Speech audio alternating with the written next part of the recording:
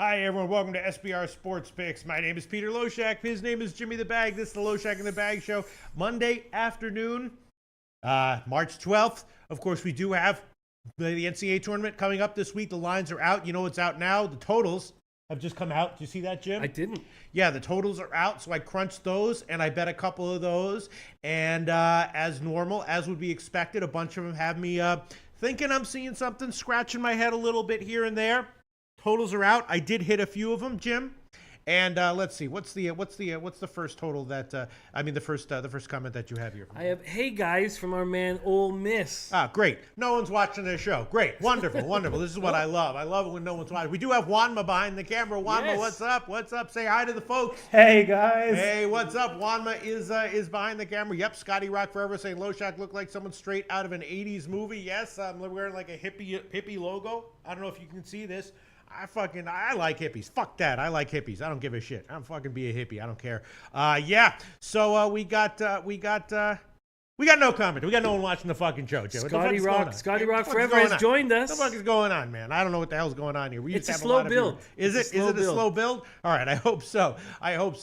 Yeah, so the totals are out. It's a small card today. We have a small NBA card that's kind of tricky. Jim had just one pick on the morning show. I had none. We did have there's 8 games on the NHL card. And we did hit a bunch of those though, Jim. And I do have 2 additions to that NHL card. Oh, very nice. And it turns out that Jim and I oftentimes are on the same sides on the NHL card, which is kind of a good sign. It also doesn't mean I'm copying him, and I can explain. If you have 8 games, right, and you have a modest amount of legitimately positive EV plays, and our assumption is that we're both roughly able to identify those plays, then by logic, we're likely going to be similarly on the same plays. Yes. You know, most of the plays are going to be similar, right?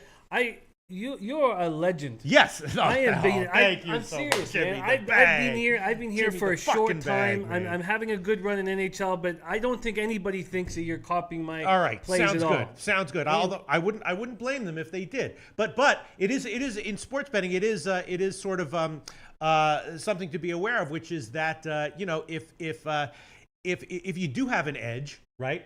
There's only a limited amount of edges in sports betting. So if you do have an edge, you're likely to be on the same plays as other people who also have an edge. You know what I'm saying, Jim? Yeah. Yeah. So definitely, you're going to find yourselves.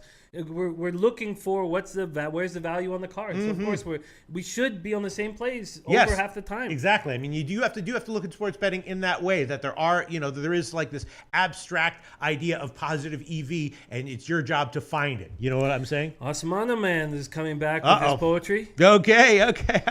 Every day, watch with open eyes till it's time to take it all the way. Very, very, very nice. Very, very nice. Pete is everyone telling me to relax. Bill Buttlicker telling me to relax. All right, thank you very much, Bill Buttlicker. Then Bull Goji, brand new commenter. I never seen his name before. He says this show is the shit. Love it. Let's get that cash. Thank you so much, Bull Goji. Man. All right, yeah, so it's going to be an interesting show.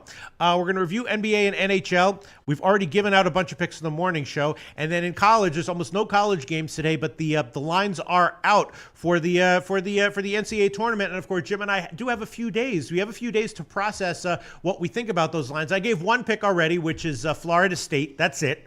At +1, it's now up to -1 at a bunch of places. What did you do this afternoon, Jim? Did you look at more? I capped the Brooklyn Radford game, the UCLA St. Bonnie's game, and the Syracuse Arizona State game. I have 2 official plays, and I haven't sent them in yet, so I'm gonna make them here and then send them in after the show. And then I'm halfway through North Carolina, Texas Southern. Very good, very good. All right, so let's get to some comments here. Then we'll start with the college basketball, where we'll get your picks, and I'll talk about some of the totals that I bet, and I might make some official. And then we'll get to some more comments, and then we'll move on to NBA and NHL, which is an interesting card. All right, let's see. Yes, so Jeremy M. So if you were copying, then all of us are copying each other, right? I mean, the point is that if we're all betting into positive EV plays, which we should be, then we're all likely to be on the same kinds of plays, the same plays roughly, whether we're handicapping them ourselves or copying other people. You know what I'm saying, Jim? I do know what you're saying. All right, okay. Squatty Latte says that you pay your rent with acorns. Is there any truth to that? Yes, that is that. I mean, my goal, is to be is to basically just like be homeless, live in a tent, and eat acorns and dandelions all day. The one thing I have to make sure of is that I have internet connection and that I'm able to avoid roaches and rats and mice. Other than that, fuck, I mean, I'm still trying to attract the ladies right now, so I can't be homeless. But once I give up on that, fuck it, I'll be homeless and I'll eat acorns. I will be in the tent right beside you. Our man Jamal Heron says, about time you fuckers showed your pretty faces at the gym listening to your show. Oh, very nice. Putting his work in. Who is that? Jamal Heron. That's another new name. Have I seen his name before? We've seen it, but not enough. Yes, Jamal Heron at the gym listening to your show. Thank you so much, Jamal Heron. And look who's back, Gabriel Rodriguez for first-time viewers of the show. Gabriel. Now we love Gabriel Rodriguez, or at least I certainly do. He has labeled himself as the king, the self-appointed king, and he's put himself out on the line and given some official picks and predictions and plays to prove as evidence that he should be referred to as the king. The picks that he's given out so far, a mixed bag, shall we say? A mixed bag in the Duke. What was the game? Duke UNC, right? Was that the game? He had a 51-42 predicted first half 51-42 first half in favor of Duke, which is a bold prediction. Little off, you know what I'm saying? A little off. It could have been worse. Could have been better. Could have been worse. Could have been better. You know what I'm saying, Jim? About 30 points off. Like all of us. But we love having Gabriel Rodriguez in here. And here you go. He goes, yo, bag. What it do, baby? I miss you guys. And we miss you, Gabriel Rodriguez. And one thing I love about this guy, look, he's got some balls. He's got some presence. And he gives out picks. He puts his reputation on the line. You know what I'm saying? Yeah, I do. You know what I'm saying? Puts out picks. Puts out official scores. Oh, man. Jay Sandercock comes in. Gabriel Rodriguez, you can't be 4-1. You had the over in the Jazz game. And you had the over in the North Carolina Duke game, but whatever. What, Gabriel Rodriguez? Saying he's 4-1. Yeah, right? if the king says he's 4-1, then the king is 4-1. All right. Okay. And I love Gabriel Rodriguez, and I'm glad that he's here, and I'm glad that he's watching and commenting, because then he'll comment on some of the old Jay Sandercock says, who does Florida State play? They'll lose. They are playing Missouri. They're playing Missouri, right? Which is a team that is just in a little bit of disarray right now. In a lot of disarray. Yeah, I mean, Florida State is not necessarily a great team, but I think they have, they can score. They have a deep rotation, and I think more likely than not they'll pull it out. It's just because it was close to pick 'em, and I felt pretty solid that my small edge was what I was seeing. So I threw that one out there. But I like it. Gabriel Rodriguez has a memory of him being right and me being wrong a couple weeks ago. So that's good. Yeah, I have that same memory, Gabriel Rodriguez. Absolutely. Funny. Once every 2 weeks, you'll get me, Gabriel. No, I think it was a little bit more than that. But what do you mean you think it was more than that? I think that Gabriel Rodriguez has been right a lot more than we're giving him credit for here. Is that right? Oh yeah. Do you have any other memories of him being right? Sure, lots of memories of him. Can you name one? Oh, I can't name this memory specifically. I just have them bouncing around in my head, Jim. Let's see. Greg Schneider here says Missouri is going to beat Florida State and Xavier. Okay, listen. Wow. I mean, I'm going to look into these games a lot more between now and then, and I might pull back some of the bets. And, of course, one of the things we're going to be doing over the next couple of days is getting all the opinions from everyone and aggregating it all and deciding how we want to adjust our bets right before tip-off and also how that'll impact our brackets, because I'm certainly going to have a bunch of brackets this year, Jimmy the Bag. Yeah, brackets are going to be exciting. Some more news coming in here. Jordan Barnett will be out with a DWI, but it does look like word around campus. JShot91 says that Porter Jr. is going to play at nearly 100%. Right. Well, here JShot91 is saying Jordan Barnett should play despite the arrest. Yeah. Oh, wow. And again, I mean, there's turmoil surrounding Missouri. It's a line that I'm probably going to be able to take back relatively, without too much risk of getting middled. So I threw that one on early. I might take that one back though. And then there's a lot of the big underdogs that I did hit that I think I'm liking more on the first half. So when those come out, I'll probably be making those official plays. But I think I'm going to be on Wright State on the first half. I think I'm going to be on Texas Southern on the first half. A lot of those, there were a lot more double-digit underdogs than I was expecting this year, Jim. You know what I'm saying? But you're saying with Texas Southern that you think they're going to walk through the North Carolina Central Eagles to get into that next Texas Southern? No, I'm sorry, not Texas Southern. Which one was it? Not Texas Southern. SF Austin. Okay, right. I feel you. Apologize for that. No worries. Apologize for that. Yes. But I do think Texas Southern, if they get through, they're a dangerous team with Trayvon Reed in the lineup. No question about it. Okay, let's look at some other DJ Big Boss says, I did a practice bracket today. I got Nova against Michigan. Yeah, I mean, I forgot who it was who predicted that Michigan was going to be a great bet in the Big Ten tournament. And that's Tomar, I believe. Totally right. Yeah. And I'm wondering if he thinks that it's going to be, once again, Michigan undervalued in the NCAA tournament. I've been reading a bunch of experts whom I, trust somewhat implicitly. And I've been reading some people saying that Michigan State might be worth a shot to get to the finals, right? Michigan State, a quality team, obviously always very, very well coached. So that's what I'm thinking about. I guess the big question here is Kentucky. I was on Kentucky when they made their midseason turnaround, a couple weeks ago, but people were saying that they didn't look that great against Tennessee, did they, Jim? I had them against Tennessee, so I cashed on that one, but I didn't watch the game. Did you watch that game? Or I didn't get to watch it. I watched most of maybe the last 10 or 12 minutes of it, but Tennessee was shooting 19% for the first half, and we're in the game. So, I find this. I can't wait to put more work into this. But man, I do have some plays. Is there a time for me to drop them in this show? That's what the show's all about, Jim. What, you mean college basketball? Yeah. Yeah, we're in the college basketball segment right now. Well, first off, Juanma, let's move to the college basketball segment right now, officially. Now we are officially. We are there. Thank you very much, Juanma. Juanma, say hi to everyone. Everyone loves you and misses you. Yeah, everybody say hi, but hi guys. Okay, that's here I am. Sounds like you're on mushrooms. Yes, Juanma's pleasant. Yeah, definitely. It does sound like he's on mushrooms. I wouldn't mind doing some mushrooms on this show, man. Fuck that. All right, so let's get to a college basketball again. I took a big L on my first half. I mean, that just shows you how much the market knows or doesn't necessarily know. I had the first half over in Abilene Christian and Drake. I got it at 67.5. It closed at 71. UWager closed at 71.5. Went way under, unreal. That just goes to show you, there's all sorts of uncertainty here. There's never a sure thing in any of this shit, even if you beat the line, move, whatever. As far as the rest of the games tonight, Hartford, San Diego is going to be a pass for me. NCAA Liberty might be of a second half play because that will come up during this show, Jim. Yeah. So we'll look at that one. But Hartford, San Diego is going to be a pass for me. Do you have a play on that one, or shall we move on?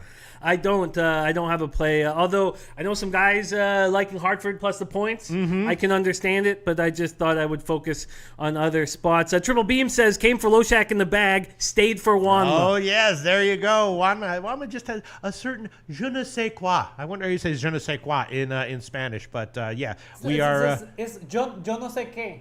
Ah, yo no sé qué. Okay, very nice. But you use that for girls, man. Oh, you do? Yeah. Really? That's what we used to do. That's what you used to do? Yeah. Yeah, so people don't know what. Yo no sé qué.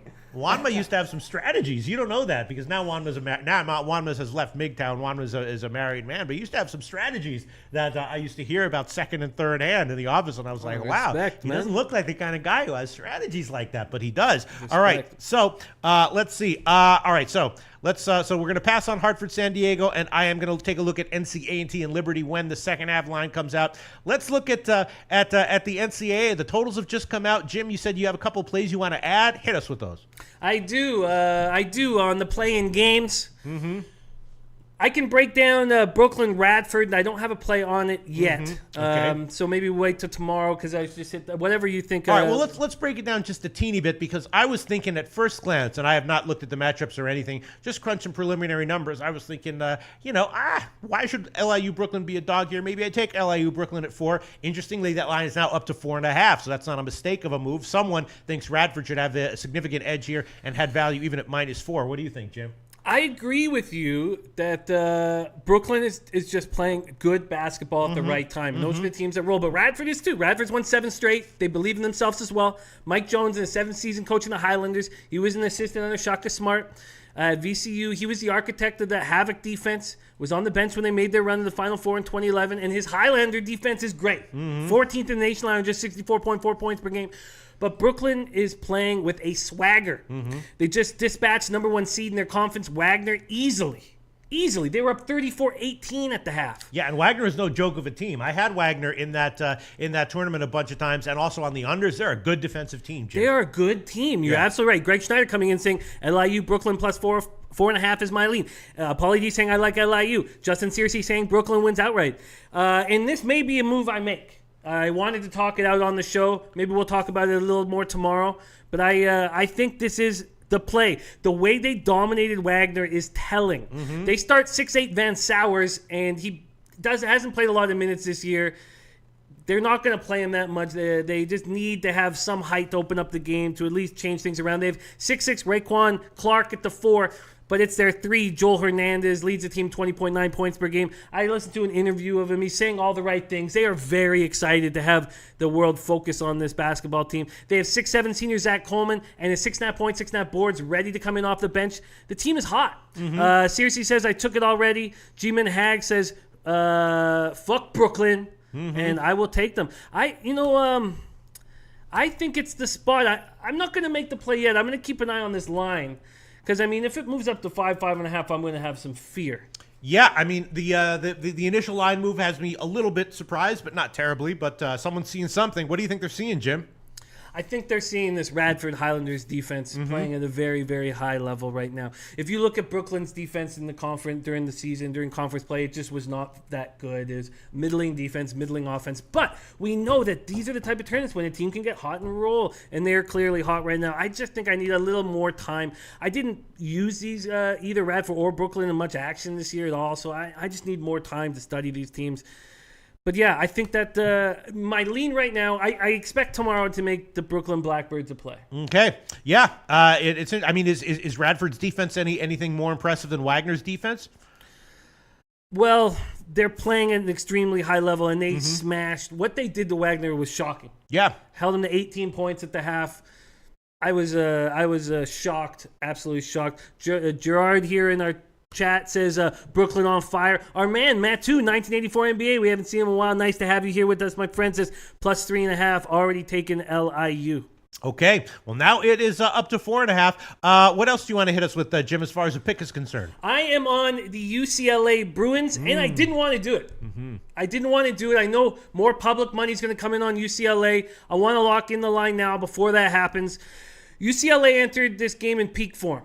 Beat USC 83-72, beat Stanford 88-77, and then lost in overtime to Arizona. Yes, they were shut out in overtime, but that was a very, very tight game, and it went to overtime. Bruins are second in the Pac-12 in scoring at 81.9 points per game, lead the conference in rebounding, 38.8 per game, including 28.5 defensive boards per game, 3-point field goal percentage, 38.3. So now let's talk about the Bonnies for a bit. In seniors, Jalen Adams and Matt Mobley, they have 2 excellent guards. We know that can lead you to giant wins. They combine to average 38.3 points, 8.6 boards, 7.9 assists. It's their forwards that are the weak spot. It's their forwards that are going to hold them back in this game. 6'10", 245-pound sophomore Amadi Ekpezi is their starting center. He's playing more now in the last week, 2 weeks, but he's averaged just 14.2 minutes a game, 4.7 points, 3.1 boards. They have 6'6", 215-pound Ladarian Griffin at the 4. He averaged 8.7 points, 6.5 boards. They have 2 forwards that do a decent job that are both hurt. 6'8" Josh Ayani averages 5.3 points, 2.8 boards. He's battling knee injury. Courtney Stockard, 12.9 points, 6.4 boards. But he's just 6'5", 205 pounds. He has a hamstring injury that kept him out of that A-10 semi-loss at Davidson. They're both questionable to go. And they're both big losses. Now, UCLA has an excellent guard in Aaron Holiday. We know that. 20.3 points, 5.8 assists. He can go toe-to-toe with the Bonnies guards. And then the bigs are so much better. The Bonnies have that one legit big. The Bruins have a starting front court that's just going to... I don't see how they can... I'm surprised the line's at 3.5. Yeah. They have 7-foot Thomas Welsh, 13 points, 10.7 boards. 6'11" Georgi Goleman, 6'8" Chris Wilkes at the 3. He's 13.8, 5 boards. They have 6'10" Alex Olasinski on the bench. Their forwards are just too strong. And the Bonnies are very susceptible up there. I don't like taking UCLA because I know there's going to be a ton of public money. I wish I could take St. Bonnie's, but I think UCLA covers this. Hey, the public wins all the time, especially in the bigger events. You know, in the NFL, the public's been doing very well for a bunch of years in a row, and in the NCAA tournament, a lot of times, the public sides do cash. Right now, we have 3.5 -108. You want that, Jim? Oh, definitely. And there's some notes coming. Paulie D says it should be at 6.5. Long balls. Larry says yes. Stockard out is the dagger. Kobe Valentine says UCLA has the coach to win games. Also thinks that UCLA wins 2 games in this tourney. I just think this is a spot that must be taken now before the line changes, and I expect it to change. Okay, this is why we're doing this show. Now, all of a sudden, it's like it's the deep analysis on this game has just been implanted in my head. Now I know it. UCLA is definitely the play here, Jim. I might wind up telling you on that one. Of course, it doesn't go until tomorrow, so I'll have time. And you're right. The line is probably going to go up. All right, anything else you want to add, Jim? Yes, and I got that -3.5 and -108. Yes. Yes, now moving on to Wednesday's game. The line movement has gone towards Arizona State. Yes, why would that be? Well, I listened to a couple different interviews. I don't understand. Before this matchup was set up, people thought Arizona State would be the type of team that could make a run from the first four because of their shooting, because they can get hot. But this is a bad matchup for them. This is a very bad matchup for them, and you touched on it. You touched on Boeheim's 2-3 zone in the early show. What was it? First off, what's the reason for the Sun Devils breakdown this year?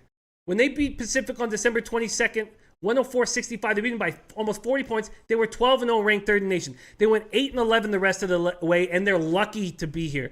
This is not a good Pac-12. And they were having huge amounts of trouble getting through there. They closed the year losing 5 of 6. Yeah, their guards are good. Trey Holder, Shannon Evans, Cody Justice, Remy Martin can all shoot the ball. Are they going to be able to shoot off of Boeheim's 2-3 zone? I love, there's a couple things that you guys can tell that I've just been in love with this year. And one is perimeter defense, having the length to stop these shooters. Tyus Battle, Frank Howard are 6'6" and 6'5". Yeah. They have the length to stop these guys. Sure. They also combine for 34.8 points per game. Also, these Sun Devil bigs are not strong. Daquan Lake, Romello White, they're going to have a very tough time with Chukwu. They're going to have a very tough time with Brissett. 7'2" Chukwu should have control of the paint. Brissett's big hips in the paint. And then they have this Merrick Dolezaj, who has stepped up huge in the last 2 weeks. Yeah, I'm uncomfortable with the line movement.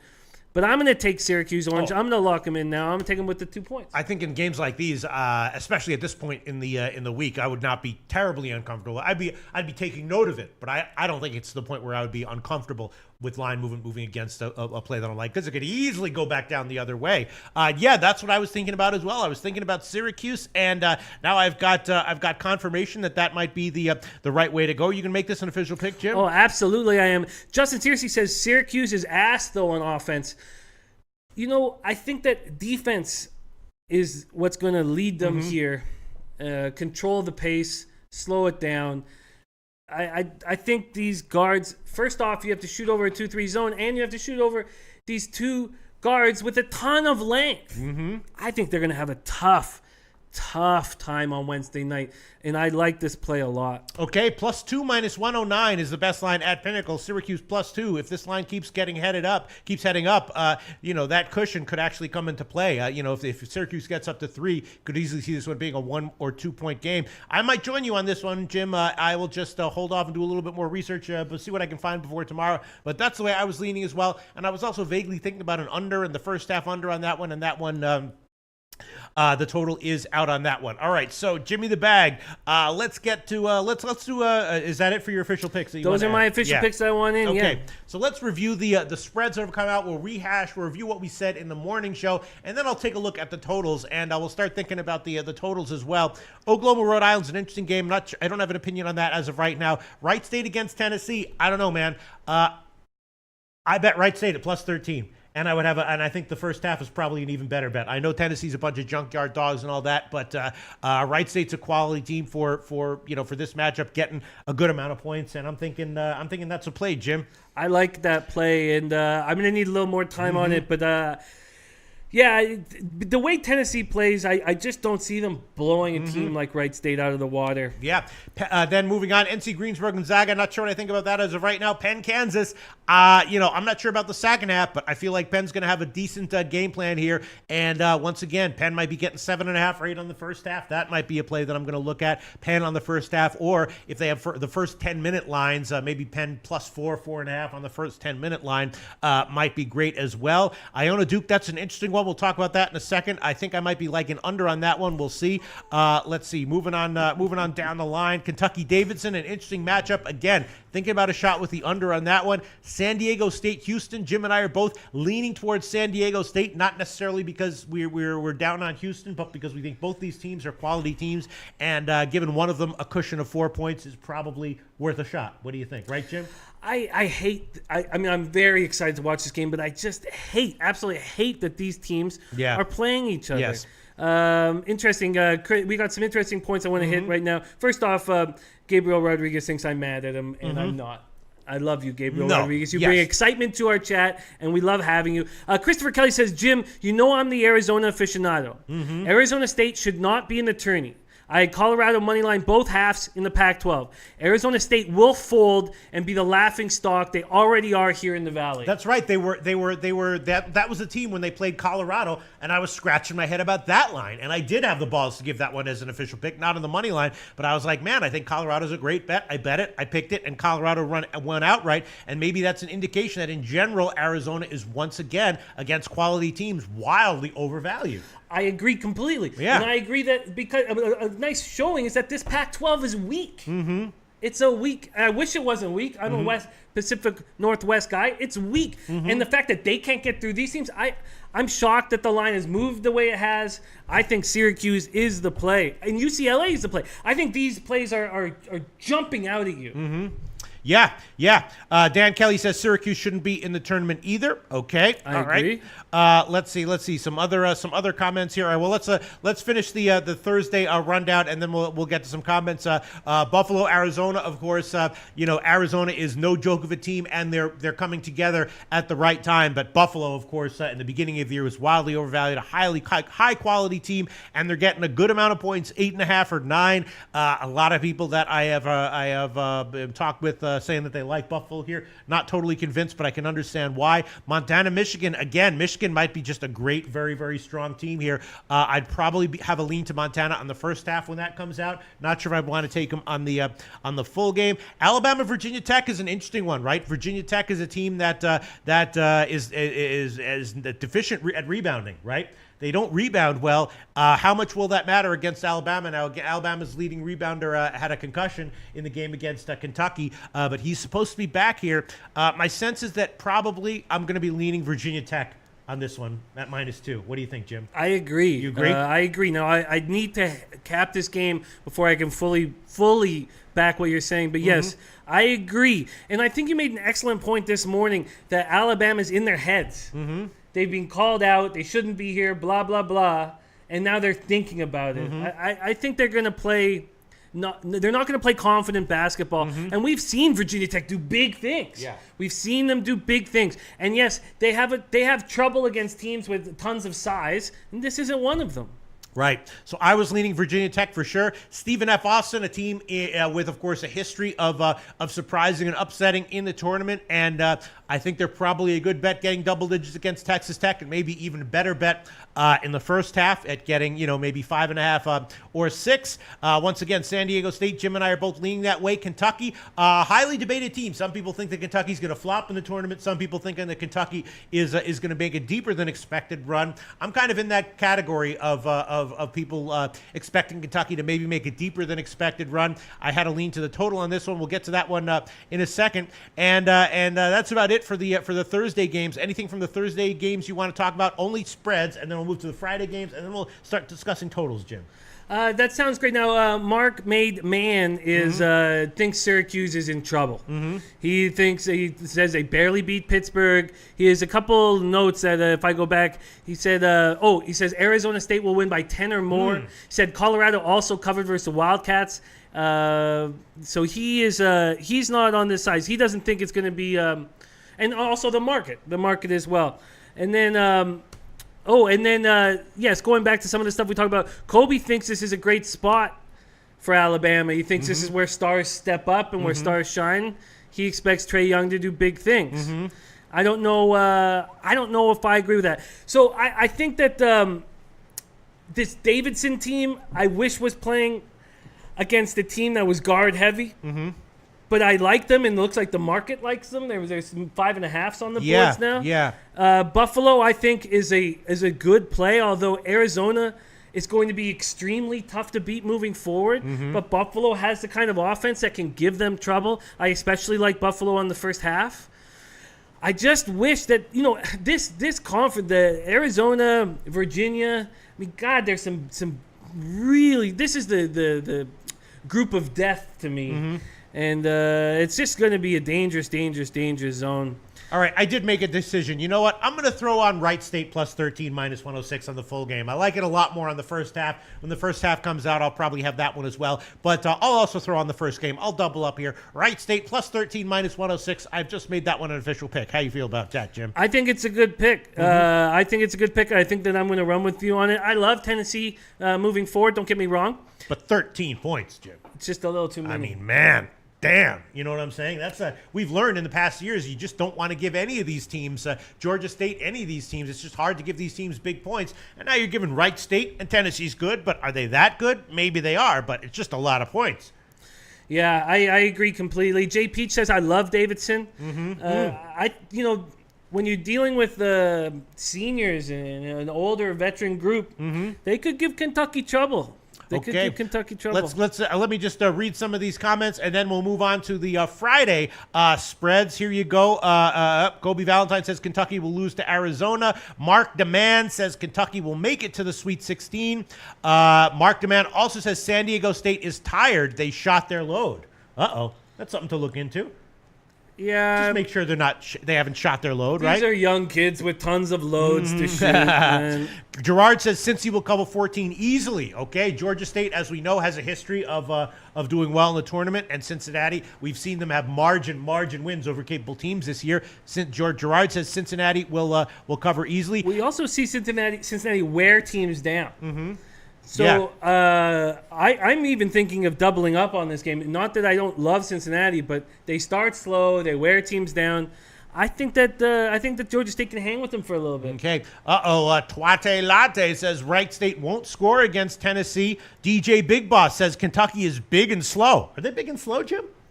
Not that slow. I wouldn't say. No? I wouldn't call them a very slow team. No. Why didn't they recruit some faster guys then? If they're slow, idiots. Yeah. Note to self: recruit faster guys at Kentucky next year. All right. Yeah. Jay Peach loves Davidson. San Diego State shot their load. Here he says. Let's see other comments here. Kobe Valentine, long ball, New Mexico State. San Diego State, yeah, we'll get to that in a second. We were talking about New Mexico State in the morning show. And then Sportsbook Red says Marshall all day over Wichita. I was feeling that way as well, and that is also a Friday game. We'll talk about that one. Gerard likes Virginia Tech. Virginia Tech wins. Christopher Kelly, look at this. Great insight on both UCLA and Syracuse games, Jim. I'm going to take both this week. Very, very nice. Here's a guy and I completely agree with that. Absolutely. Gabriel Rodriguez, the king of the commenters, says Lipscomb is looking great, guys. Okay. King of the commenters, slightly off on his last prediction with Duke against UNC, but fearlessly saying Lipscomb is looking great, getting about 20 points, less than 20 points against UNC. And here you go, Mark Demand. Yep, Arizona State will win by 10 or more. And Flipper 13 says Arizona State will be out to prove everyone wrong with a first half victory. And a lot of times you do see this in the NCAA tournament. Teams with something to prove, looking to prove everyone wrong, a lot of times not only win their first game, but they make deeper than expected runs. A lot of these teams where they know that everyone's saying that they shouldn't be there, teams that were like the last ones chosen into the field, those are the kinds of teams. Be careful. I'm just saying, keep it in mind. We've seen those kinds of teams not only win their first games, but make deep runs. We certainly have. Okay, what else do we have here? All right, let's move on to the it could be the Twate Latte says that could be the ugliest hat I've ever seen. G-Man Hag says taking the points again. Oh yeah, that's a smart way to play the tourney. You the man, Pete. I mean, historically it has been. Recently it's been less the case, but I'm feeling like there's a lot of underdogs in this tournament that shouldn't be as big as they are. Marshall against Wichita State. I might make that one an official pick right now. Kind of like Marshall. The market is headed down. There's still some 12s available, but Wichita State, We all thought they should be a little bit better than they were this year. And again, they probably win this one, but do they blow out Marshall? What do you think? I thought they were going to be a lot better than they were this year. They continually played down to the level of their competition. You would think you got your last year's leading scorer as your sixth man, and you can't put it together. The whole season made no sense to me. Yeah. They were clearly the third best team in that conference behind Cincinnati and Houston. All right, I'm going to. I think I'm liking the first half more with Marshall, and easily Wichita State could come out here and be up by 25 in the first half, and then we'll be like, wow, they're making a statement. You know, We've been waiting for that all year. I know. I just don't expect them to have kept it in their sleeve until now. It just makes. I can't believe that could possibly happen. My man All In says, why the show's being 1 hour earlier today. I guess we're still daylight savings. So we're still at the same time in Eastern and Pacific, but they change in other spots. We probably should have alerted people. We should probably be tweeting everyone out, letting them know about the time changes. But yeah, so it's always going to be at 12 o'clock Eastern time, 6 o'clock Eastern time, and places that don't observe daylight savings will have the time changed up a little Long bit. Balls Larry has our back. I told you guys. I told you. U.S. time is not the time of the world. Yes, Juanma's a very worldly man, and he warned us about this. Juanma's like, listen, I'm not a fucking idiot gringo. I know about things other than the United States, and these other places are going to be spooked and by the time changing. I'll be damned if Juanma wasn't right. Juanma's a worldly man there, right? He is. He's been all over the place. Europe, Asia, Africa, Tunisia, everywhere. Morocco. Yeah. He knows how the world works. All right, I'm going to throw on Marshall here, plus 12, minus 110 at Bet365 as an official pick. I did bet this one. Once again, it's I wouldn't be blown away if Wichita State suddenly comes out and makes a statement, but I think you're right. It's not. It's more likely not to happen than to happen. I'm probably going to be a Marshall when the first half lines come out, and I will make Marshall plus 12, minus 110 at Bet365, an official play. Now let's talk about Georgia State and Cincinnati. That's an interesting one. Georgia State, of course, does have a history of upsetting. Cincinnati can lay down the hammer, though, on anyone. Georgia State getting healthy points here, plus 14. I definitely don't have a play on this one as of right now, but I'm assuming you didn't look into this one too deeply yet, Jim, right? I haven't done the amount of work I prefer to do before making a bet. But since it's not since Cincinnati doesn't throw down the hammer, they slowly beat you up. And to me, that's not the hammer. I mean, they're not gonna come out and shoot 60% from three and rack up a bunch of points. They're gonna pound you into the ground. And Georgia State's got some guys that can battle back, and Cincinnati starts slow. I think Cincinnati's a great team moving forward in this competition, in this tournament, but this is not as easy as it looks, this first round matchup. All right. Big Dick Donnie says hockey time. Should we move on to hockey, or should we finish up with? I figured people would be interested in breaking down all this shit. Yeah, I mean, I'd love it too. I'd love this too. So I don't know, because there are questions coming in. JR3 Inc. wondering what our thoughts are on the Rockets over 53.5 first half. All so right. What do you think? I'm easy. All right, let's review the Friday college basketball lines that I'm thinking about. Then we'll go to NBA and NHL. Then we'll come back and take a look at totals. Sure. I was definitely someone was asking about Charleston, I think, and I am definitely liking Charleston. I bet him at 10.5. That line is headed down. I'm definitely going to be liking that one on the first half, and I will make Charleston an official play here as well. I bet it at 10.5. It's now down to 10, and I will take that one. I'll line shop here for my best line here, plus 10, minus 110. Up.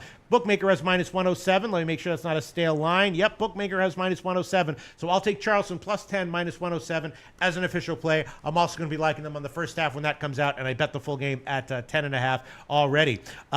New Mexico State against Clemson. Jim and I were both thinking New Mexico State might be a nice play, even only getting 5 points.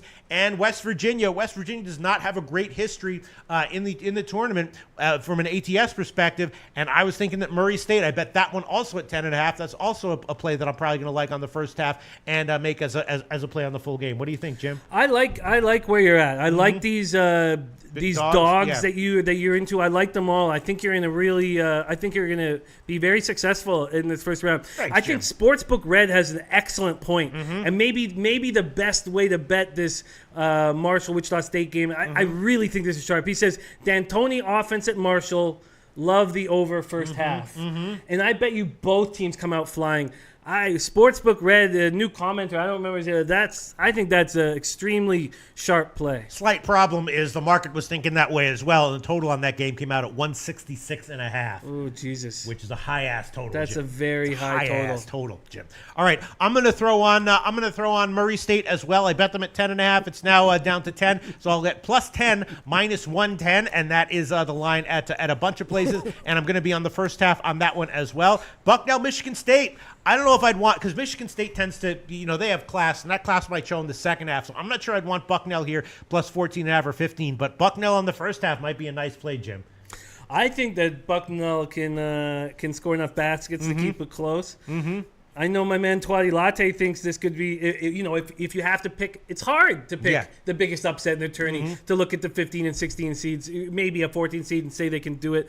And very hard. And Twatty thinks Bucknell has a chance, and I see what he's seeing. I'm definitely going to be making a play on this game on Bucknell. I'm thinking Bucknell on the first half is the way that I'm going to be leaning. All right, so that's it for the college basketball spreads. We're going to now head to NBA and NHL, and then we'll come back to college basketball again with a little bit of time after, right? Sure. I'd love if you could answer one interesting thing. Adam Lopez saying, Pete, UNC total, why is it getting bet down? Oh, the UNC total. Well, we were going to get to. I was going to get to totals, but now we didn't. It's getting bet down. I'm not quite seeing that. I see it at 161 and a half at Pinnacle, and that's right where it was. Yeah, it got bet down a half point. My sense is that would be just because Lipscomb's going to try to slow the game down. UNC is going to be okay with that and not necessarily be motivated to. I would lean to the under on that one, despite the fact. I just think that really? That's how these games tend to go. Like the terrible team tries to slow the game down. The good team is okay with that. They just want to get a win and get out of there.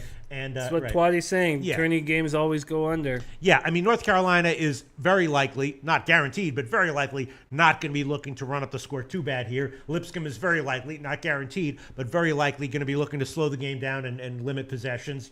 So that makes sense to me, and I would definitely be leaning to the under on the opening line. It was a play that a lot of guys in the chat in the early show liked the over on. Okay. Yeah. It's a high total, though, in the 160s. And you just got to remember the strategies here. Is North Carolina going to want to be running up and down the court if they have a big lead in the second half? No way. They're just going to be standing around. Let's get this game over with. Lipscomb's probably going to be let's just stand around and try to, lose by as few points as we can. And you're looking at an under there. The second half under might also be a great play if the first half is high scoring. I'll definitely be on that one if it's a high scoring first half on the second half. I love having this much time before these games. Yeah, it's absolutely. Fucking heaven. I know that we are going to be able to have a successful week here. Before we move on, I think a great way to do it is our man King Rail having a couple drinks. Oh, and he says off the Henny. Shit! And just want to say I love you guys. Oh, thank you so much, King Rail. Love that, King Rail, the real king of the chat box here of the commenters. Yes, absolutely, we absolutely. And then the real king. And the possible king, the contender is coming for King's belt, man. Yes, coming for King's belt. But as of right now, King Rail still the king. Still the king of the real king of the comment box. All right, so let's start with NHL, even though I know that we have NBA on the schedule is coming next because the NBA games start at 8 o'clock. There's a bunch of NHL games start at 7 o'clock, so let's jump. Wanma, can we do that? Oh, Wanma gives a thumbs up. Always. It's a treat to see Wanma's man. All right, NHL, what did we talk about? I took the Rangers on the under 6 in the morning show. Jim took the Rangers on the money line, and I definitely agreed with that one. And that line has gotten bet down just a little bit since Jim took it. Washington, Winnipeg. Jim gave the under in Winnipeg, Washington, which I can certainly understand. I'm a little bit scared of the offenses involved here, but my first thought on this one was definitely to take the under. Montreal, Columbus. Jim and I both took Columbus. I took Columbus -1. Jim took them on the puck line. Montreal is just playing out the string, and Columbus, despite Tortorella, appears to be in a decent collective way right now, psychologically, like they're pulling out games, and it's a high line, but we both took that one. Vegas, Philly. Jim took Philly, which has now moved strongly in his favor, right? It opened at +105 in the morning show. There was still a +100 available. Now the best line will be -110. So clearly market moving in Philly's favor, and I gave the under 6.5, under 6 on that one as well. And then the 7:30 game, Florida, Ottawa. Jim and I both took Florida on that one. Interesting, that line is headed down just a little bit. I'm thinking that Florida is a team that's just rolling right now. Ottawa probably not going to be able to challenge them enough to get a win. And Jim took, once again, on that one, the puck line, and I took Florida -1. And my thoughts that I was kicking around in my head were some team total unders that go with some of these puck lines that we took. I was thinking about the Carolina team total under, which is 3.5 -160. I was thinking about the Montreal team total under, which is 2.5 -140. Thinking about the Ottawa team total under, which I think was 2.5, like -125 or something. And then thinking about the Vancouver team total under, which was 2.5 -160. We'll get to that in a second. Anything you want to add or emphasize from the 7 o'clock games, Jim? Yes. I want to add, I was waiting just for Martin Jones to be announced and locked before I took the Sharks on the puck line. And I'm also curious on the Red Wings team total under. I would like to take that. My book isn't giving it out, so I had to take the game under, and I know that's not quite correlating. Wait, which game the team total under? Detroit Red Wings team total under. Okay. Let me find out what that would be. I will search it for you, Jim. Bet365 doesn't have team totals on NHL. No. Wow. Okay, that's good to know. That's good to know. And of course, you should know that if you at SBR at sportsbookreview.com, they tell you what every book offers in every sport, I believe. So let's find it. Let's find it. Pinnacle here. Let's find it. Hockey, NHL included, OT included for Detroit team total under. Let's find it. Let's find it for you. Detroit team total would be Detroit team total under would be 2.5 -137. That is the current line at Pinnacle. Let me see if Heritage might be able to beat it. They might, but if they do, it'll only be -135. It'll only beat it by a couple cents, which you should still take. But that's the range you're looking at right now, Jim the Bag. Well, I don't like taking any plays under, with higher odds than -125. Well, that's the range we're looking at right now, Jim the Bag. Yeah, so I have to decide whether I want to take the team total Detroit under or I want to take the full game under. And I'm going to take that team total, Red Wings team total under. Okay, well, let's see if we can get you 135 at Heritage. Nope, Heritage is -140. All right, so we'll give you Detroit team total under 2.5 -137. Jim's going to take the Wings team total under 2.5 -137. Right, Jim? I am. I would have preferred to get a better number, but I think that goes along nicely with my Sharks puck line. And what am I getting on the Sharks puck line? On the Sharks puck line. Let me see. Going around here. Let me find it. Sharks puck line. Point spreads.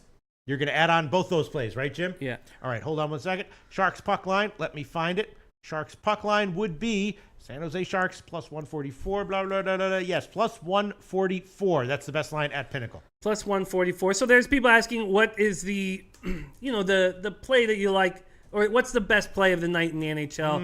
And that is always a tough question. So when I look down at my picks, I love. That might be Columbus. I was just saying that. You were going to say that? Yeah. I love the Jackets -1.5. I hate that I've lost twice on these Jackets puck lines when they won both games by a goal. But I just feel like this is the spot where they really put a beating on these Habs. And it just feels like Montreal is just playing out the string, man. It certainly does. So when I'm looking down, when I'm going over my picks, so I think that Jackets is a very strong play. A commenter named Tony Soprano says he's got 10 grand on the Rangers tonight, which is a scary idea. But I like the Rangers here. I like the value you're getting with the home dog. I like their offense, and it's not like a bunch of kids from the AHL. I mean, we went over that line that's scoring so much for them, and it's a nice line. Spooner, Hayes, and Zuccarello. Hayes is a big presence. Zuccarello is that little shifty guy, and Spooner is a nice soft hand setting guys up. So I like that spot. I really like the Jets Capitals under 6. These teams, we think of them as having these enormous offenses, and that's true for the Jets, not as much without Scheifele, and that's not true for the Capitals. Their power play is not as strong as it used to be. I think this under 6 is a gift.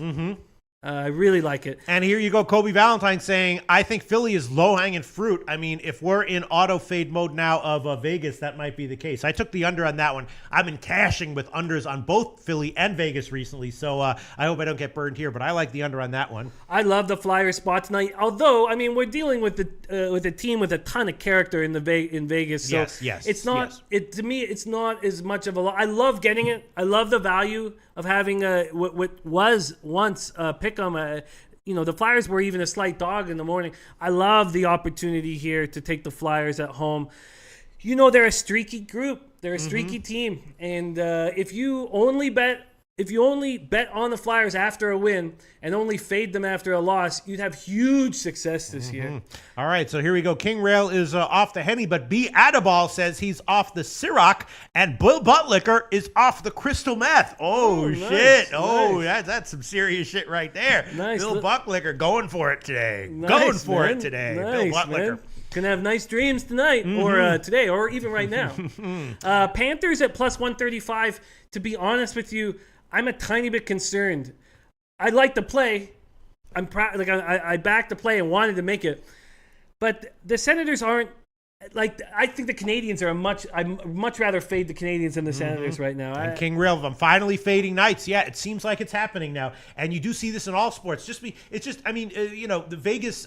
It was just a surprise that they were the team that turned into what they were. But in all years, in all sports, we even saw it with Buffalo in NCAA. You know what I mean? It's just like teams that are like just a surprise and undervalued for 2/3 of the season are often suddenly a great bet in the last third. You know what I'm saying? Yeah. You can't let your heart get in the way of making money, and you can't fall in love with the team too much. You always have to be ready to fade them when the time is right. And I don't necessarily know I don't think they're going to lose out or anything, but they have no reason to push it. They're up by 12 points in the division, and they're still overvalued in the market. Yeah. Okay. Let's see. What else do we want to get to in terms of NHL? I'm pulling up my what's in my leans category here. My leans category. I have the Rangers. The Rangers' first period is my leans category. And then the only other things that I have in my leans category are 14 total unders. Again, Montreal, Vancouver, Ottawa, Carolina. They're all team totals that are big favorite lines. So if they split 2-2, I lose a little bit. Montreal, Vancouver, Ottawa, and Carolina. I'm leaning team total unders on all of those. You think 3 of those hit, Jim, or more likely they split? Yeah, I think 3 of those hit, but I just think it's too risky. Yeah. It's just too risky. I like them all. Yeah, I totally understand why you're on them, but it feels like if you go, it sucks going 2-2 and taking a loss there. But yeah, no, I think I actually, to be honest with you, the Canes could, even though that young Ranger goalie looks good, the Canes are one team I'd be a little worried about. Maybe getting a goal or two. But it's 3.5. Oh, it's 3.5. Yeah, 3.5 minus 156, and that's what I'm saying. If they do go 2-2, yeah, I take a loss, but you're also only looking at a half unit or 2/3 of a unit loss. Yeah, I know. I hear you. I think that there's no harm in putting those. All right, you know what? My leans have done so well in all sports as they do every year. I'm going to throw all 4 of them on. Montreal team total under, Vancouver team total under, Ottawa team total under, and Carolina team total under. I'm throwing all 4 of them on. Hopefully, I won't get too burned. If it goes 1-3, that'll be really bad, Jim. So I'll have to eat some units on that one. But I will line chop now for the best line on all of those, and I'm going to throw all 4 of those on, Jim. What do you think? Yeah, I get it. I get it. Bill Buttlicker says that the crystal meth is giving him strong hallucinations of Alexander Ovechkin not scoring. So fade the Capitals. Very, very nice. Rui Duarte wants to talk about the Ducks team total over. I think that's a good play. I mean, I thought the over 5 was a very nice spot. I like over 5s quite a bit, but I think the value I'm getting on the Ducks is enormous. That I'm so thankful the Blues put a 7th spot on the Kings, because it's going to make me a chunk of cash. That's truly how I believe. I think the Ducks puck line is actually my best bet of finding value and taking advantage of a situation. I wouldn't say it's the one I'm most obviously that's why you're getting a plus 184. So I wouldn't say it's the one I'm most confident of hitting, but I think it's the shrewdest. It's my best move. I'm getting an enormous amount of value because of the Blues putting a 6th spot up on the Kings. The Ducks played very well against the Stars. I know they lost 2-1, but they lost a special teams battle. We know how crucial that is in the NHL. So I really do think getting plus 184. I'm curious to know what line movement has happened in that Ducks game, because I really feel like I'm taking advantage In the of Ducks situation, game. Well, you yeah. took him, let me see, the Ducks game. You took him on the puck line plus 184, and actually the line moved against you, Jim. It's now up to Pinnacle as plus 201, so a modest market move in favor of St. Louis, which Yeah, makes sense it because makes of what sense. St. Louis, it Yeah, does. it makes sense. I should have waited a little bit. Mm-hmm. I should have done it maybe on the here and now. Everybody saw them put up the 7th spot against the Kings. Remember, that's an afternoon game. Anytime you're dealing with afternoon games in basketball Mm-hmm. or in hockey, volatility skyrockets. These guys aren't used to it. I really like. Now, I mean, obviously we could come back here and the Blues could have won for them, but I really like this spot for the Ducks. All right, so on my 14 totals, Montreal 2.5 minus 140, Carolina 3.5 minus 156, Ottawa minus 114, 2.5 minus 114, and Vancouver 2.5 minus 160. I realize this is a little bit risky, Jim, but those team totals all go with the handicapping that we've done on all these other games. And the only real disaster, well, obviously if all 4 lose, that's a huge disaster. If it goes 1-3, then you're looking at like a 3-unit loser there, which I can handle with my units currently right now in NHL, but I'm not going to be happy about that, Jim. But I'm going to do it. Yeah. What's going on? Someone's making fun of me? What's going on? What's going on here? I'll slam the fuck out of whoever's making fun of me. Who's making fun of me? He says that you look great for fighting in the Civil War. Oh, man, yeah, I did. Yeah, when I put my hair up, I look really like fucking General McClellan, like a fucking Civil War general, which is not like in a funny way, but I look like one of those Civil War reenactors, you know what I mean? Who's like, oh, I look, I'm gonna have to change my look at some point very soon. I don't think you should, man. No? Get your scoring with the hippie milfs. Yep. And that's all that matters That's right. in life. All I need is my lean here. All I need is 2 cups of silly. All right, let's see. What else do we like here, Jim? I think we should move on to NBA. All right, let's move on to NBA. We got 4 games. I have no picks. Jim gave the over in Miami, Portland at 209, and that actually has gone down a teeny bit. There's now some 208.5s available. Not a huge move. Yeah, but that line was all over the place, wasn't it today? It went all the way up to 211. Did it in the afternoon? Let me check. I didn't. I like bailed on NHL and NBA today. Yeah, you're right. Yeah, I mean, yes, the line's been all over the place. Yeah, it seems now to have taken just a teeny hit down. Yeah, you're right. Quite a hit down. And so I swear, when we started the show, let me go to Intertops and look at them. When we started the show, Intertops didn't have it at 211. Yeah, but I'm. A big line move would scare me. I see a lot of people on the Heat, and I understand why. I think Portland's giving out a little too many points, and I mean the idea that Whiteside's not in the lineup is going to hurt them. Obviously, they're going to leave the paint available, and it's going to allow Nurkic, to do his thing. I found this card extremely difficult, and I know a lot of people did. The over on the Kings Thunder was one of Goose's plays. And people have been asking me about Goose. Yeah, who is he? We don't know. Just some dude named Goose. But he gave an eye-opening, certainly an auspicious start to his commenting career here. And he said it was, that line has taken about a half move to the over, right? It's now mostly 211.5. So the Greek still has 211. So, small move to the over on that one. Yeah. We'll see. Now he's on my radar. He's on my radar. Goose is certainly on the radar. Yes. Certainly on the radar. My feeling was that having Steven Adams in the lineup, which he is now being confirmed to be in the lineup, will help. Oh, Goose is here. Goose says, Kings over 211.5, Millennium. So a second pick, all of a sudden, he thought he had the best pick of the Millennium, but now an even better pick has come up 2 days later. Imagine that. King Rail likes the Rockets under 211. Yeah, I mean, if you look at what they did against Dallas, I was thinking maybe we'd see the same thing against San Antonio, right? Or not. I mean, I'm passing on the NBA card tonight. It's a tricky spot. So Donald Mao with me with the Portland Miami over. I like that spot. So how is Harden going to change the pace after having a day off, knowing that his knee is the issue? I don't think he's going to want to be sprinting up the floor. And I know that Chris Paul's not going to want him sprinting up the floor. So I think, is that King Rail who said that he likes the under? Yeah. I think that might be a good play. I mean, I hate watching Bertans on the perimeter lofting up threes. I just, if he doesn't clog the paint up, I think there can be more offense. I'm definitely uncomfortable here, but I can see. So Goose is also on the Kings, and anytime you're fading the Thunder, you're probably going to be successful. Yeah, a lot of comments coming in. Kobe Valentine saying, "Look what money does to a guy. Beat, dressing, and impressing." You're damn right. You're damn right. That's yep. A little like I got the stink of success on me right now, Jim. That's what that stink is. Stink. You were wondering what that was. The stink of success is what that is, Jimmy the Bag. All right. Do you want to add? Look, Jim, you've given it. I'm going to pass on this NBA card. Goose. To anyone who wants to tail a play by someone in the comment section who has really impressed us, Goose likes the over in Sacramento OKC. I hope it cashes. I'm staying off it. I'm passing on the card. I didn't even make a bet on it. I'm not going to make a pick on it. Goose likes the over in Sacramento OKC. Jim gave the over in Miami Portland, and Jim also was thinking that Miami may be getting a few too many points here, which was how I was feeling as well. They opened at 7.5. I thought that was too many. Now it's down to 6.5. Heritage having 6 is hanging 6.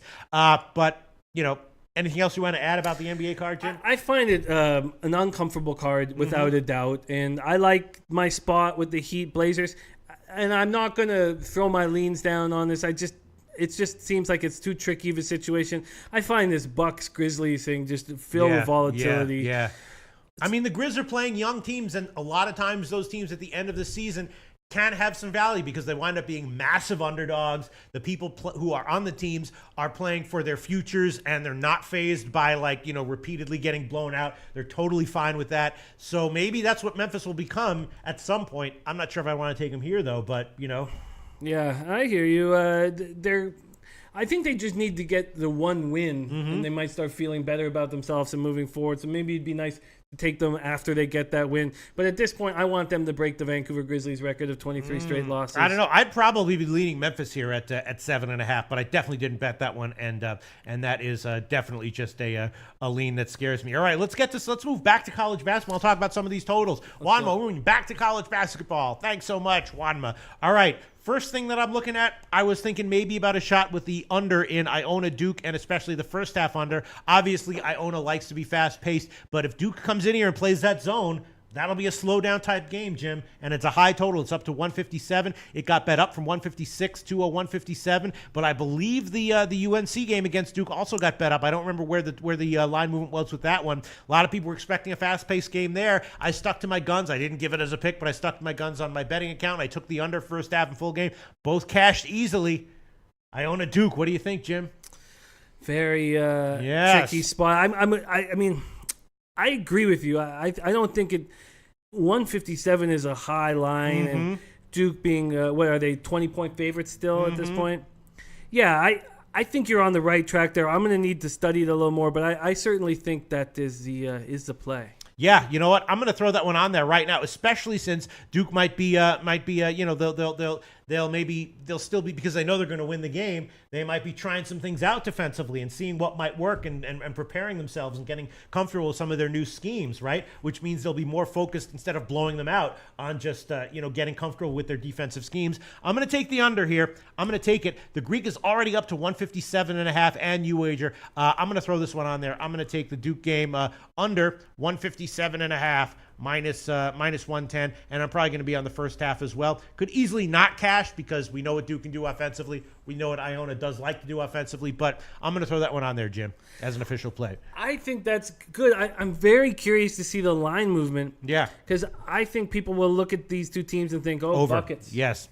So, I'm taking the under. I think that I would jump on it right now with you, but instead I'm going to wait and hope and see if that line can creep up even higher for me. Sure.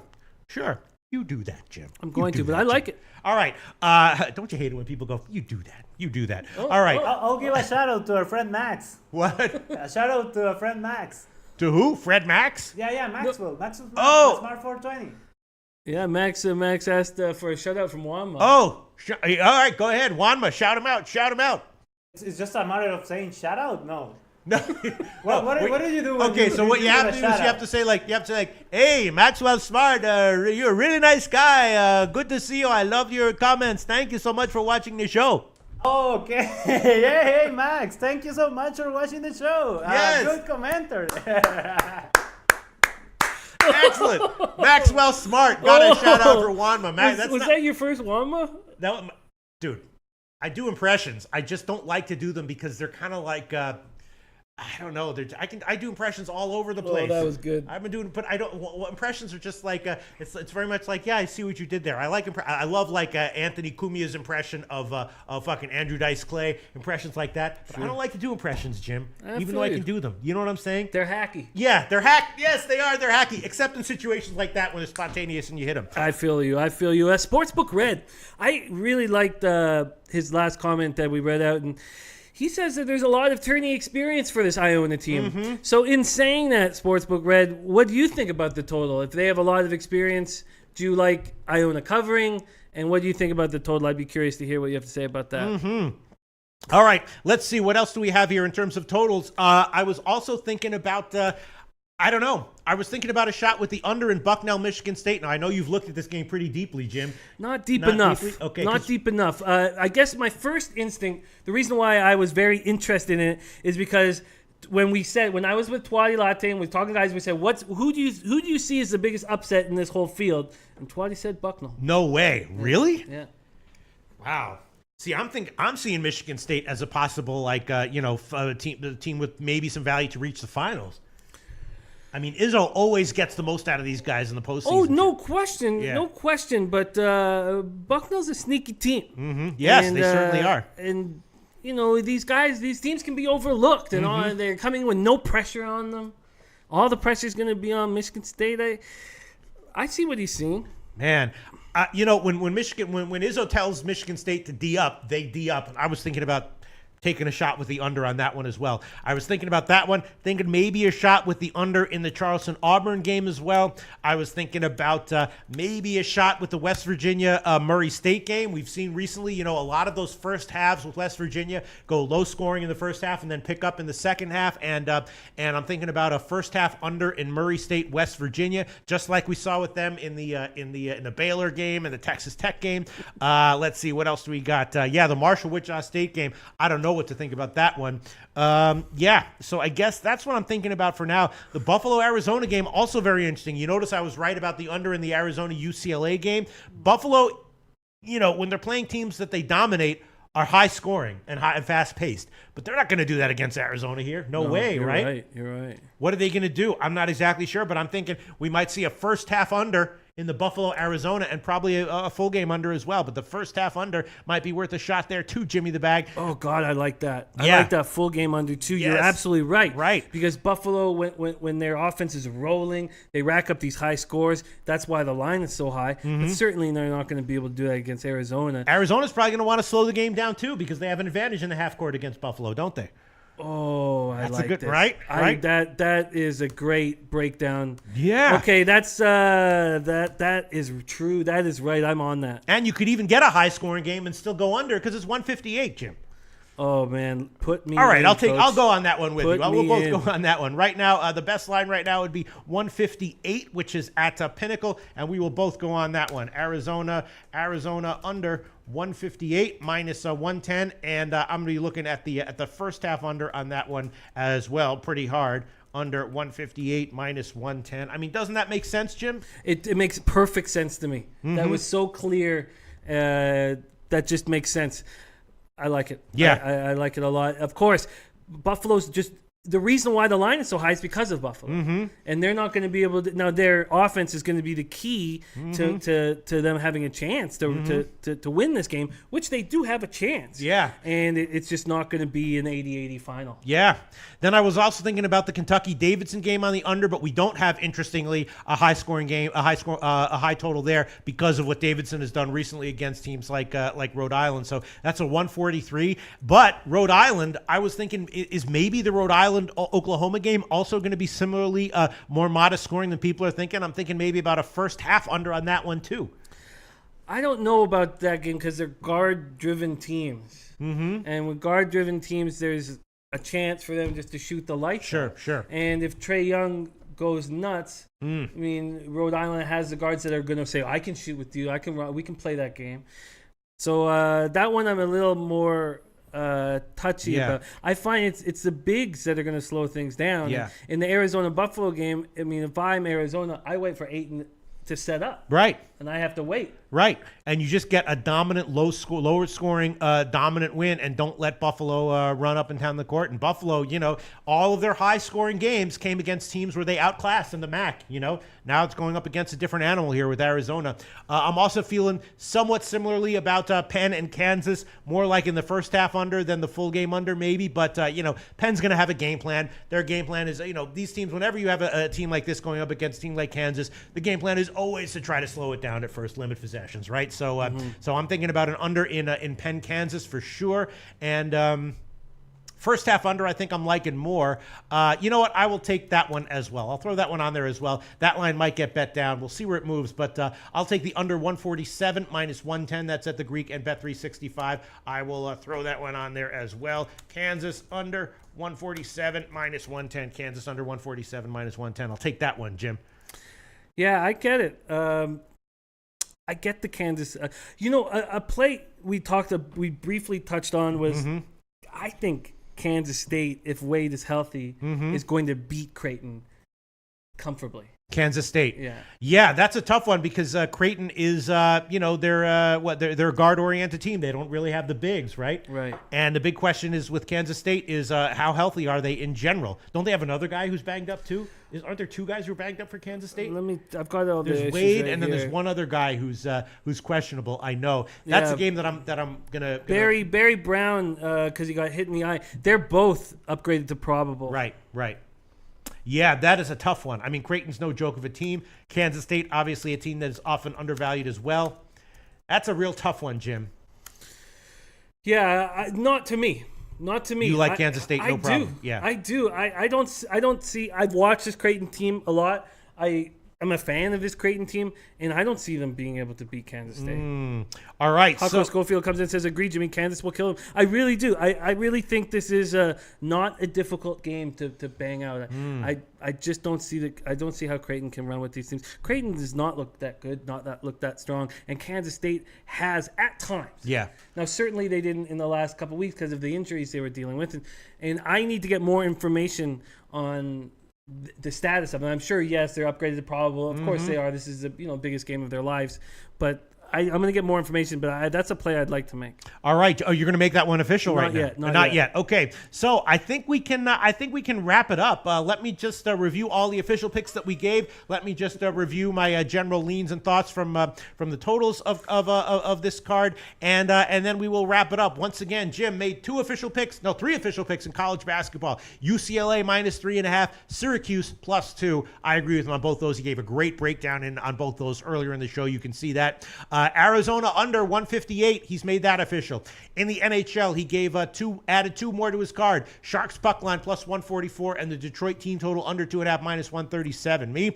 I gave a bunch of college basketball plays. I threw on Wright State plus 13, Marshall plus 12, Charleston plus 10, and Murray State plus 10. Totals, I threw on Duke under 157.5, Arizona 158 on the under, and Kansas on the under 147. And as far as NHL, I decided to throw on all four of my big favorite team total leans. Hopefully, I'll go at least 3-1 in those, and at worst 2-2. If it's 1-3, that'll be a bad decision of mine. But hopefully, it won't come back to burn me. I took Montreal under 2.5 minus 140. Carolina under 3.5 minus 156. Ottawa under 2.5 minus 114, and Vancouver under 2.5 minus 160. Hopefully, I'll hit at least 3 of those, and hopefully, I don't lose 3 of those, because that'll then we'll come back tomorrow and be like, wow, that was just a stupid thing to do. And once again, in leans, a lot of times in the NCAA tournament, the games that I'm leaning over on are the games like, I don't know, I'm not saying I like Gonzaga here on the over, but the games where you have like two modest scoring teams with a pretty low total. A lot of times those games unexpectedly, in my experience, go a lot higher scoring. You know what I'm saying? Those are the kinds of games where I look for overs on, the modest scoring teams matched up against each other with a total in the 130s, something like that. That's interesting. Yeah, I think that makes a lot of sense. Bill Buttlicker has come in and said, I got a boy I played soccer with in Kansas State. He actually goes to the games. He says they're feeling really good and confident out there right now. Okay, but who in the tournament isn't feeling good and confident? I guess there are some teams. No, there's some teams that there are. No, there are. but yeah. I hear what you're saying. But yeah, I think there's some teams that they're questioning themselves. All right. Okay, all right. What else? Anything else you'd like to mention here, Jim? Or should we wrap this shit up? There's no reason why we shouldn't have an enormously successful first round. We have days of study available, days of breakdowns. Yes. We'll have every single game broken down completely and totally, and I expect a very, very profitable week for us. And we have some news that Montreal already has a goal. That's not good. That's not great. But hopefully they'll get shut down. Jay Ryan likes Charleston. Let's go Cougs. Goose says, love this show. If a capping show makes me LOL, it's the best. Thank you so much, Goose. And Goose, once again, another huge play tonight, which has not gone off. Goose nailed it with his first one, which is the under recently in Indiana, Atlanta. Goose loves the over in the Sacramento game tonight. We'll see if that one winds up cashing. And that's about it. I guess let's just wrap this shit up, right, Jim? Let's wrap it up. Thank you guys so much for helping us with the chat, man. You guys are shrewd. Tense week. The last week was all chaotic. This week is not chaotic. It's more just intense, right, Jim? I find this is such an opportunity to make money, having these days of talking about these games. And that's why I'm trying not to focus too much on these other tournaments, although we will make plays on them. And let's wrap it up just with this comment. Dan Kelly says, Dan Kelly shouting out Elio Rodriguez. Dan Kelly says, I hope everyone in caps is following at Elio Rodriguez Twitter tennis bets. Then in all caps, he is crushing it. There you go. Yeah, man. We'll see you tomorrow at 12 o'clock Eastern time.